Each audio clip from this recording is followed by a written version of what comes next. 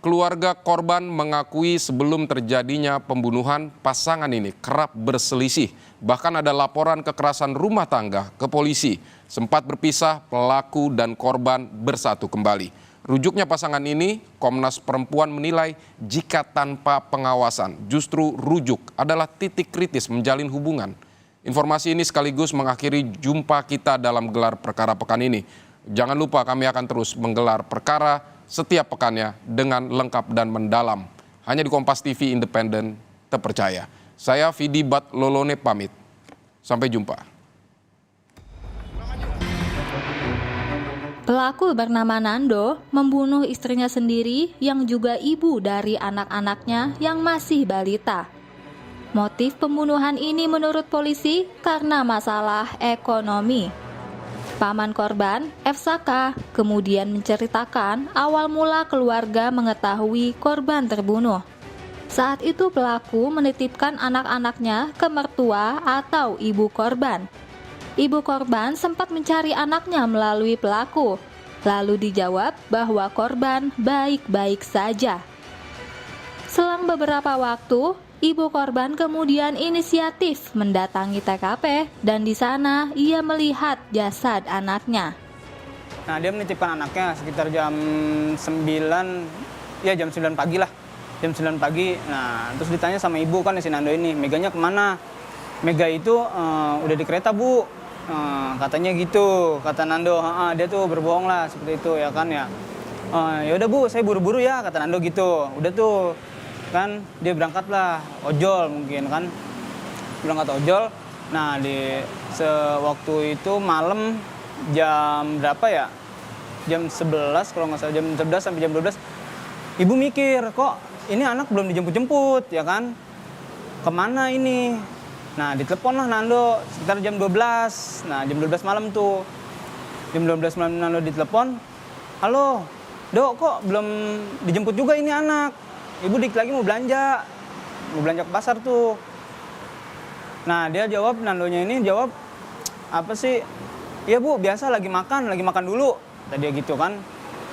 Ya udah tuh ditungguin sampai jam 1 sampai jam 2, akhirnya nggak datang juga. Ini anak kemana sih, kata ibu kan ya, ini anak kemana sih. Akhirnya ya udah pak, ke bapak tuh ngomong ke bapak, ya udah pak kita anterin aja anak-anak sekalian pulangin, nanti kita langsung belanja ke pasar. Nah di perjalanan tuh udah nyampe ke TKP ya kan, nyampe ke TKP ini kok AC nyala, motor Nando nggak ada ya kan, motor Nando nggak ada.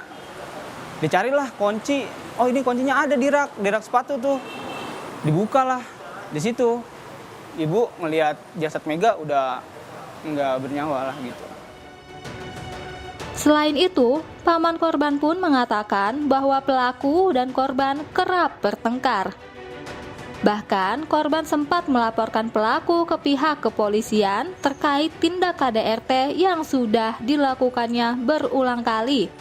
Jauh sebelum kejadian pembunuhan ini, pihak RT dan RW bahkan pernah membuat surat pernyataan atas sikap pelaku. Pertama waktu itu tuh masih ngontrak di dekat rumah duka tuh, di Tridaya, ya kan.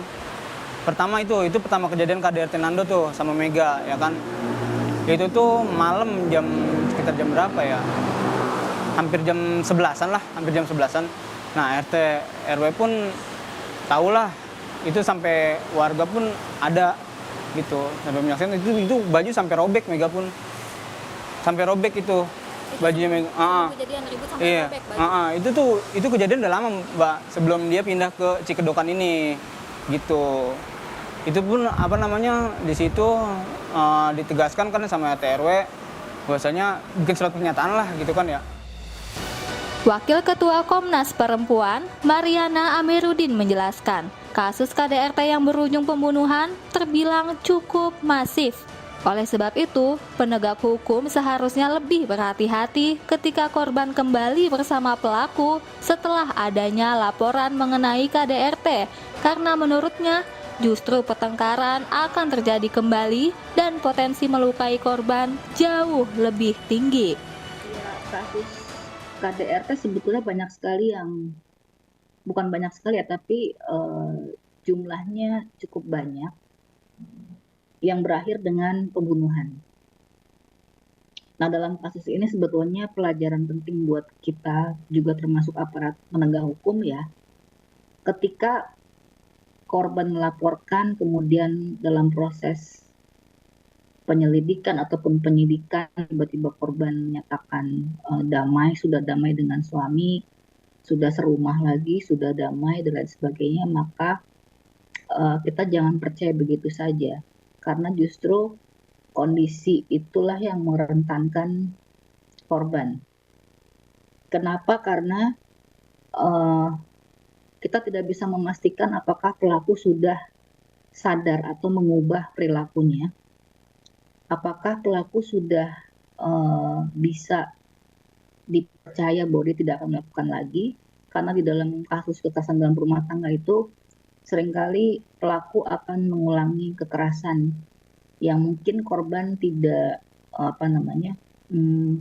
tidak sadar atau mengabaikan hal itu ya, yang kita sebut sebagai siklus kekerasan.